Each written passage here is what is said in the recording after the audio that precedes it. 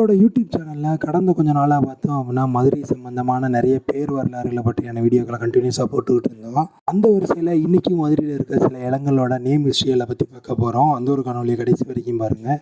இது நம்ம ஊர் பேர் வரலாறு சீரீஸுடைய 6வது வீடியோ. இந்த காணொலியில் நம்ம பார்க்க போகிற 2 இடங்கள் என்னென்ன அப்படின்னு பார்த்தோம்னா, ஒன்று தல்லாகுளம், மற்றொன்று பார்த்தோம் அப்படின்னா தமுக்கம் மைதானம். இதோட சேர்த்து தமுக்கம் மைதானத்துக்கு ஒரு பேலஸ் ஒன்று இருந்தது. அதை பற்றியான சுவாரஸ்யமான தகவல்களை ஒன்றா பார்த்துடலாம். ஃபர்ஸ்ட் நம்ம தல்லாகுளத்தை பற்றி பார்த்துடலாம். இந்த தல்லாகுளத்தை பற்றியான பேர் வரலாறு பார்த்தோம் அப்படின்னா ஹிஸ்டாரிக்கலாக எங்கேயாச்சும் கிடச்சிச்சான்னு பார்த்தா அப்படியே கிடைக்கப்பெறல. ஆனால் சிலர் இந்த பேரை வச்சு இந்த பேர் எப்படி வந்திருக்கும்னு சிலர் யூகத்தில் சொல்லியிருக்காங்க. அந்த ஒரு யூகத்தை தான் நம்ம பார்க்க போகிறோம். அப்படி இந்த யூகத்தில் தல்லாகுளம்ன்ற பேர் எப்படி வந்திருக்கு அப்படின்றத பிரித்து சொல்லியிருக்காங்க. எப்படி அப்படின்னா தல்லாகுளம்னு 2ஆக பிரிக்கிறாங்க. இப்படி பிரிக்கும் போது தல்லா அப்படின்ற பொருளுக்கு என்ன அர்த்தம் வருது அப்படின்னு பார்த்தோன்னா, பெரிய தோண்டப்பட்ட செயற்கையாக அமைக்கப்பட்டன்ற மாதிரி தகவல் வருது. அதுக்கப்புறமா குளம் அப்படின்னா தண்ணீர் இருக்கக்கூடிய இடம். இது எல்லாத்தையும் சேர்த்து பார்க்கும்போது இந்த தல்லாகுளம்ன்ற பேர் எப்படி வந்திருக்கும் அப்படின்னு சொல்கிறாங்கன்னா, இந்த இடத்துல மக்களுக்கு தண்ணி யூஸ் பண்ணுறதுக்காக பார்த்தோம்னா பெரிய குளமானது ஒன்று செயற்கையாக வெட்டப்பட்டிருக்கணும். அப்படி செயற்கையாக வெட்டப்பட்ட குளத்துக்கு தல்லாகுளம்னு பேர் வைக்கப்பட்டிருக்கணுன்ற மாதிரி தகவல்களும் கிடைக்கிது.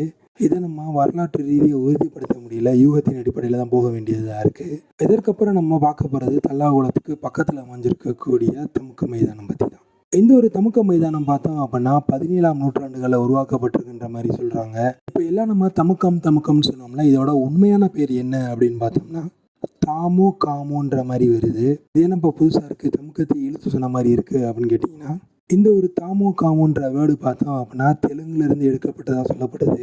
எப்படிப்பா இந்த ஒரு ஏரியாவுக்கு தெலுங்குலேருந்து பேர் எடுக்கப்பட்டுச்சு அப்படின்னு பார்த்தோம்னா, இந்த ஒரு தமுக்கம் மைதானத்தை பார்த்தோம் அப்படின்னா விஜயநகர பேரரசோட மதுரை அரசோட முதல் அரசாக இருந்த விஸ்வநாத நாயக்கர் தான் பார்த்தோம் அப்படின்னா இந்த ஒரு தமுக்கம் மைதானத்தை தன்னோட தலவாயாக இருந்த அரியநாத முதலியாரோட உதவியால் இது அமைக்கப்பட்டிருக்குன்னு சொல்கிறாங்க. இது மட்டும் இல்லாமல் இந்த ஒரு கிரவுண்டில் நிறைய போட்டிகள் நடத்தப்பட்டுச்சு. எப்படி கிளாடியேட்டரில் போட்டி நடத்தப்படுமோ அது மாதிரியான போட்டிகள் நடத்தப்பட்டிருக்குன்னு சொல்கிறாங்க. இது மாதிரி அந்த காலத்தில் அரசு நிகழ்ச்சிகள்லாம் நிறைய அங்கே நடந்திருக்கு. இப்போது தாமு காமுன்னு பேர் வச்சது தான் காலப்போக்கில் சொல்லி தமுக்கமாகவும் மாறி இருக்கு.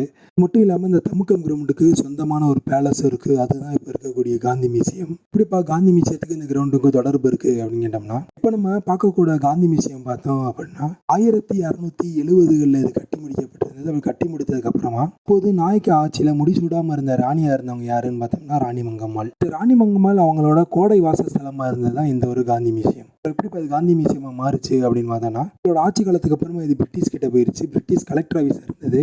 பிறகு சுதந்திரம் கிடைச்ச பின்னாடி 1955 தமிழ்நாடு அரசு பார்த்தோம்னா அகில இந்திய காந்தி மெமோரியல் ட்ரஸ்ட்டுக்கு, பின்னர் 1959 அப்போது பிரசிடென்ட்டாக இருந்த நேரு தான் பார்த்தோம் அப்படின்னா இதை தொடர்ந்து வைக்கிறாரு.